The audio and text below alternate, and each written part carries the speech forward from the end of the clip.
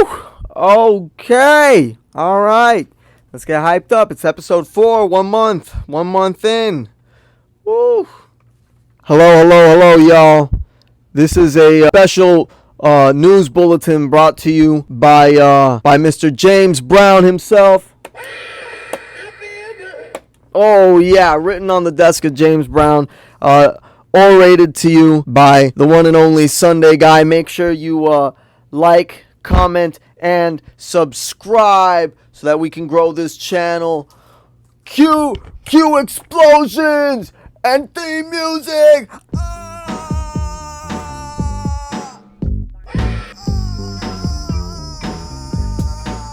So, the record today is an excellent record.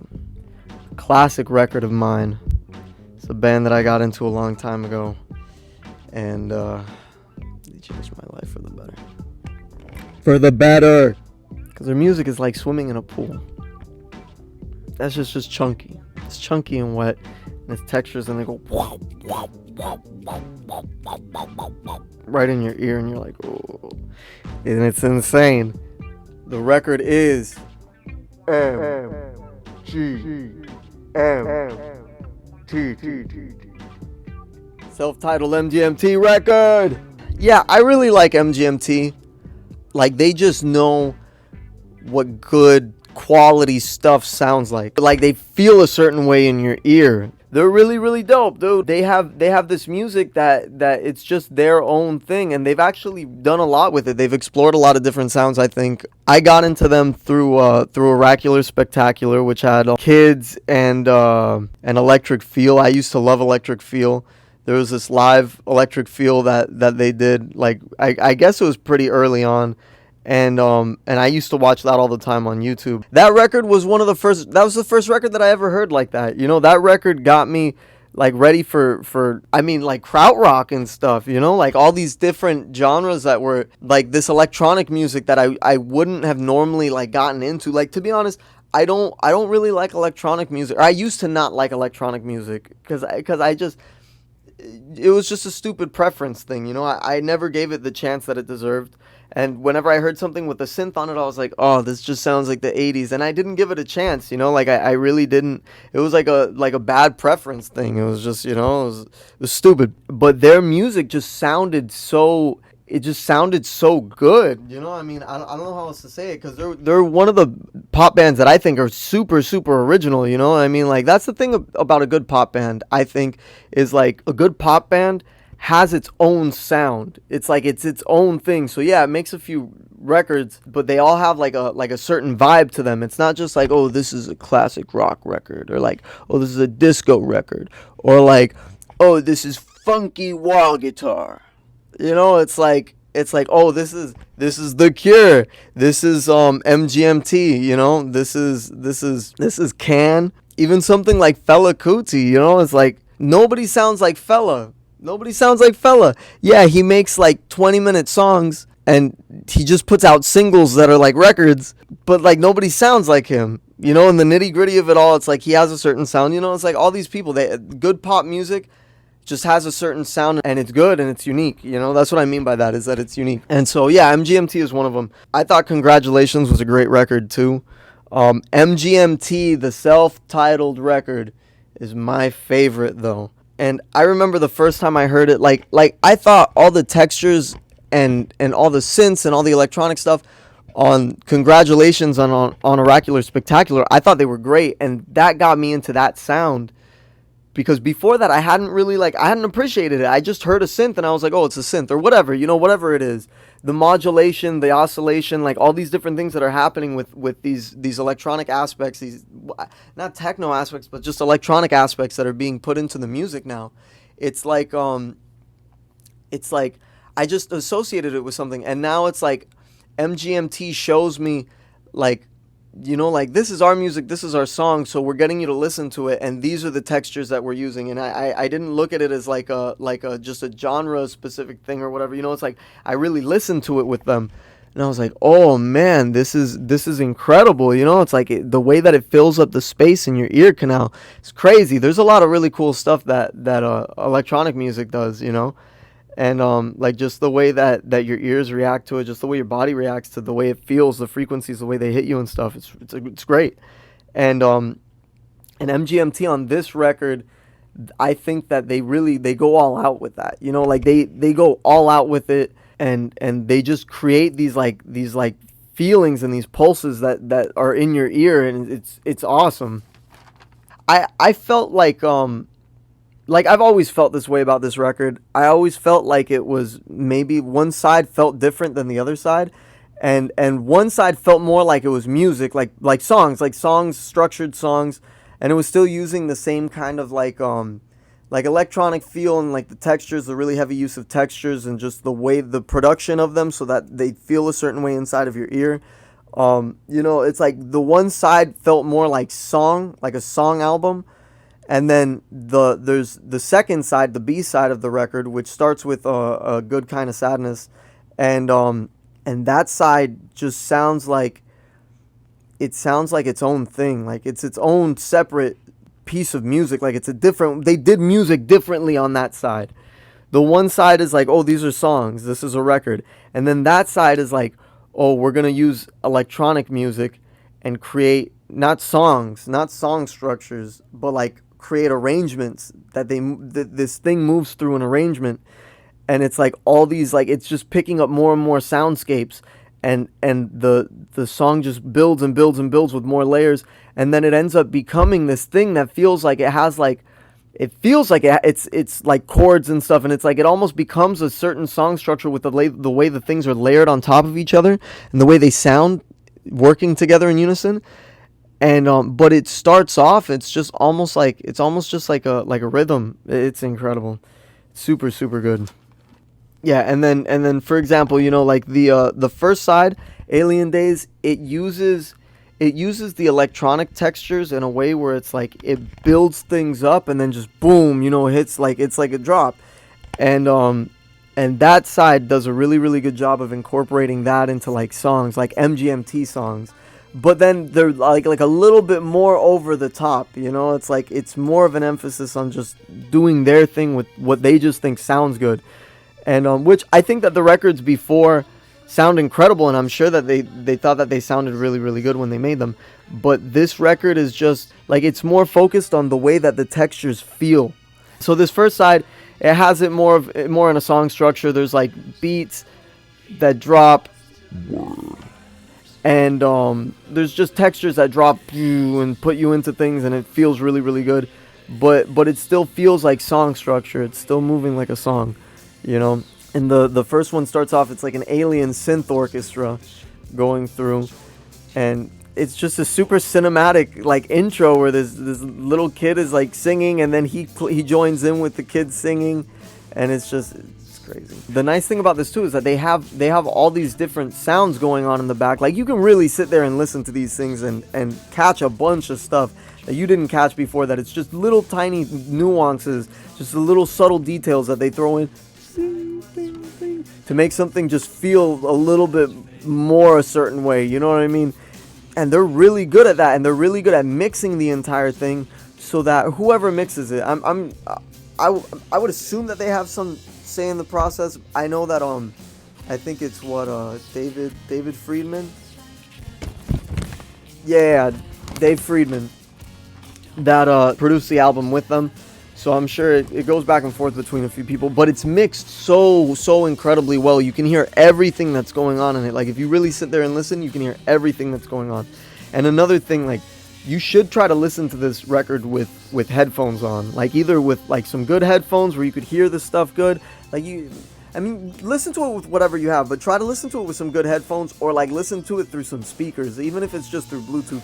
Like I have the record sounds great. I mean, like I crank that thing, and you can hear all the different textures going on, and like you can hear the air in between all the different instruments and all the different like tracks. It's crazy, you know. And then you can hear all this stuff filling up the space in between the air that's being left. It's mixed really really well. Like I remember being able to hear like everything in all the songs pretty clearly, you know. It's like none of them felt muddy or crowded or anything.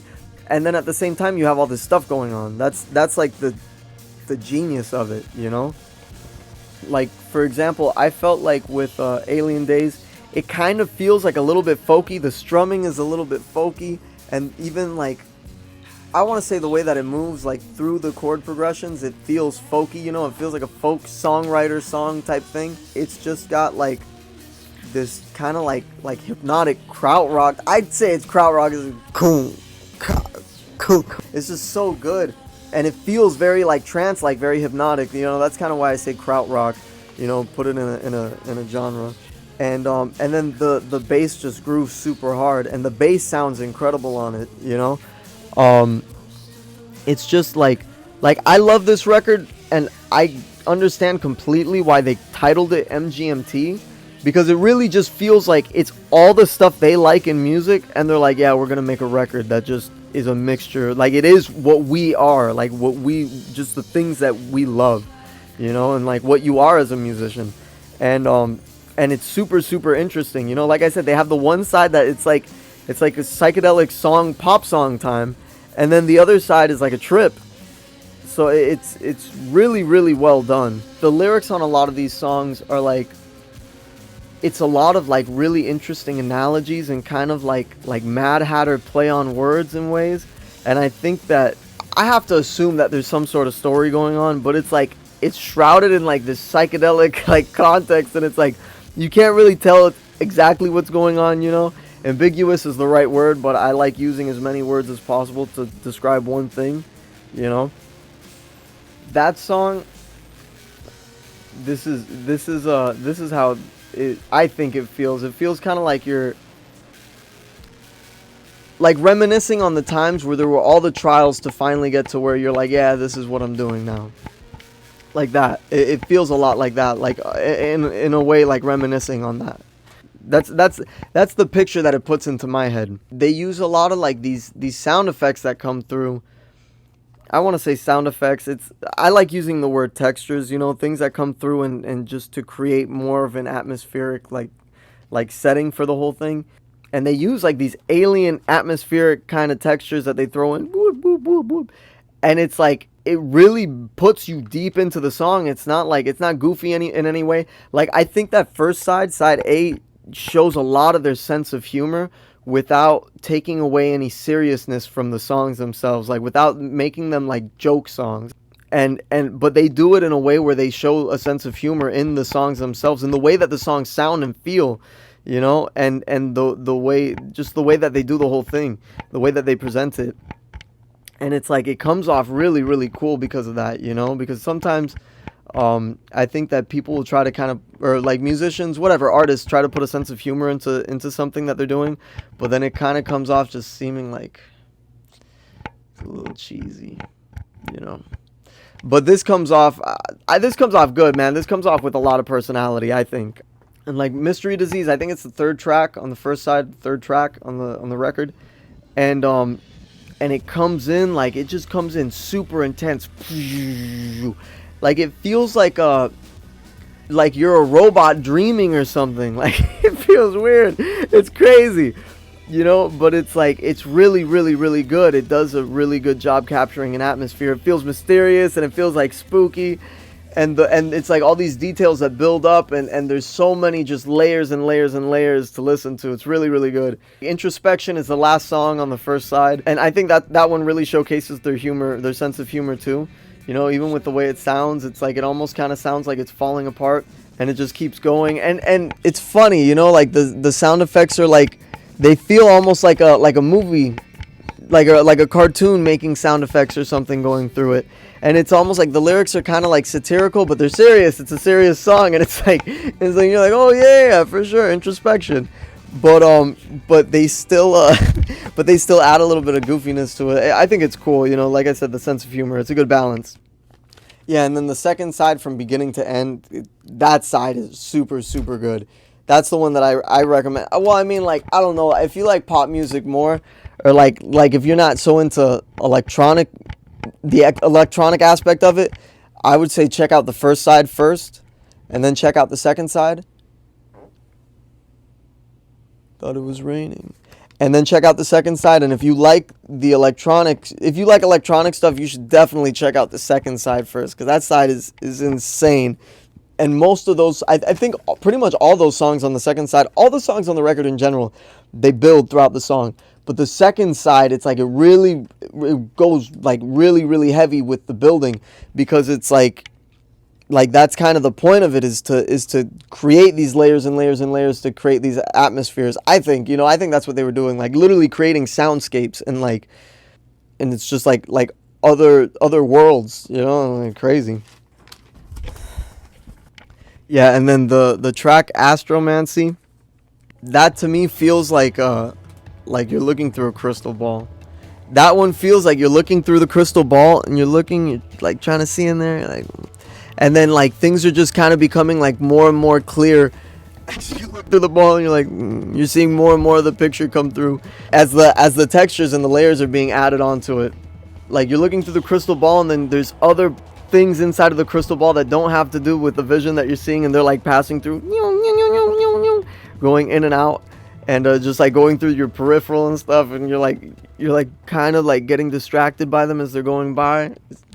And then I felt like I Love You to Death, it feels like a frame by frame shot of the moment right before you die, where you're just sitting there, and it's like it happens, and then everything just has to, like in that moment, everything has to just stop and go in slow motion. It's like the very last moments, and you just have a snapshot of that in a song, and it's like it ends, and it's like a little bit scary. You're like, oh, this is happening. And then by the end of it, there's like a feeling of acceptance. It's like the textures, the different layers that get added onto it, they create like this calming kind of like angelic sound.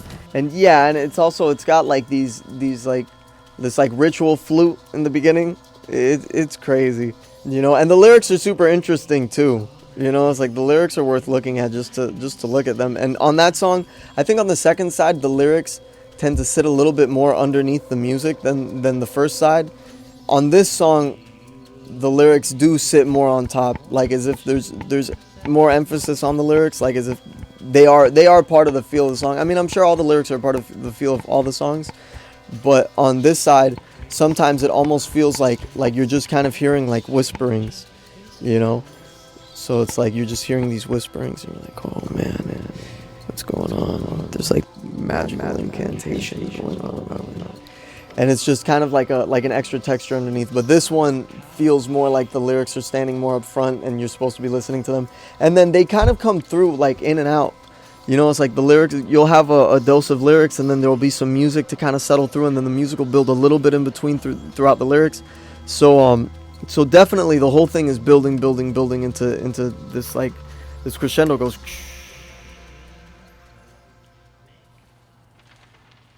And then Plenty of Girls in the Sea. That one, to me, I was listening to it and I was like, oh my god, this is like an MGMT Michael Jackson song. That's how I felt about it. I was like, this is the MGMT version of a Michael Jackson song. It's got the harmonies in the back. It's got like the high bubbly whistling. It's got all these effects going on, and then there's a key change on it. The super poppy like chorus, Yeah, it's an MGMT Michael Jackson song. I'm sure they had something different in mind. Maybe they did, maybe they didn't. But that's what it feels like to me. It's just super, super good. Like it's to me, it's like the best. It's like the best song like that on that record. It's like, oh, it's just such a good pop song, and it's like 3 minutes. It's just cool. It's like a cool single, even though I don't think it was a single on the record. I think it feels like an alternate reality where there's like an MGMT that released a pop single that sounded like that. And then the last song, An Orphan of Fortune, that song, I get like a lot of like Space Odyssey sci-fi vibes, like purple skies, and you're on the desert, and there's 3 moons in the sky, and you're looking around, and there's a cow, and it's got 2 heads, and its udder is like on its head. Yeah, just like crazy otherworldly vibes as it goes through. A Space Odyssey in the sense that it's like the textures and the sounds, they feel like they're moving through space. I mean, like Really, really good, and it feels like a story is being told to you. Like it feels like you're going through a story. You know, it's like literally an odyssey. Hey, Jerry, can we talk about Led Zeppelin here? Can we talk about Zeppelin? You know, I wanted to say something. This was just an observation that I had. I felt a lot like the mixing and the way that these records sound are really, really good. It reminded me a lot of Led Zeppelin because I think that Led Zeppelin was the records sound incredible. Like there's just so many things going on the records, and they end up being good sounding records that you just want to listen to over and over again. And I think that's why, you know, so many people are still such big fans of Led Zeppelin now, because it's like the records, you can still listen to them and you can still get an experience from them because there was so much that was put into them. It was so meticulous. And these MGMT records feel a lot like that. And they're mixed like that where everything just hits right. Everything just hits right. And I think that MGMT is going to be one of the bands. I think that MGMT is going to be one of the bands that has a legacy that carries through many generations, like Led Zeppelin. Can I say that? Is that fair to say? Yeah, I like MGMT. What's the big deal? Huh? Huh? I'm not afraid to say it. And I thought Little Dark Age was good. It's an 80s synth pop record. It's fire. It's fire. That record is really good too, and that record sounds really good. That's another one that was mixed and produced really, really well. Super good record. But like I said, I think I like this MGMT the most. I feel like it's the most like they them thing that they did, and obviously I'm not them, you know. I mean, they have grown, they evolve, and they incorporate different sounds and new sounds into what they want to do, and incorporate old sounds into what they want to do and discard sounds that they were using, whatever. So I don't want to, I'm not putting a label on them. It's just that's the way it feels to me. It's just this feels like the most unique piece of music that they made, and it just sounds great, you know. You know, they're a band that knows how to make portals using the new technology that we have now during this civilization. And if you brought an MGMT record back to the Egyptians and you gave it to them and they put it on their turntable, their version of a turntable, because you know they were using analog technology. They built the pyramids. Of course they have turntables. Of course they have recorded music. You give them a record and they'd be like, oh, I know this technology. This is sound and vibration frequency technology. Yeah, let me just put this on my vinyl player over here. Because they also use vinyl. No, they wouldn't use vinyl. They'd be using... They probably would have had like clay records. So that he would have put it on his clay player. He would have put the vinyl on the clay player, and then he would have had to loosen off the weight on the needle a little bit, because it's you need more weight to go onto a clay record than you do for a vinyl record. And he would play it and he'd be like, "Oh my god. This is insane. This is insane." And then they'd be moving the stones to build the pyramids, listening to MGMT with their frequency technology where they zap and then the rock levitates. This is the record once again. MGMT self-titled record. Still got the hype sticker on it. Still got the shrink. I like this cover because it's just like... it just looks like a cover. Like this makes me feel like this is probably what they like to see on covers when they just like dig for records, because I know those guys are record heads. I know they are. I know they listen to a crazy amount of records, and I know they probably have a lot of music that they love and that they go back to, and that it's like you never heard of it, because I think they were DJs before at one point too, like in their early career. When they were in school, they would DJ and stuff, and it's like they knew a bunch of weird music, like a bunch of synth music and stuff, electronic music. They're music heads, you know. So I'm sure that this is probably what they look for when they're digging for records. They look for a cover like this, and they're like, "Oh, there's gonna be at least one jam on there. I gotta check that out." And so they made their self-titled record look like that. All right, y'all. Thanks for spending this time with me. Make sure you like, comment, the things that you liked and the things that you didn't like. Maybe you didn't like something and you let me know. And subscribe. Subscribe so that we can grow this channel. And we can buy a jet and we can start traveling to different countries to review records in their places of origin.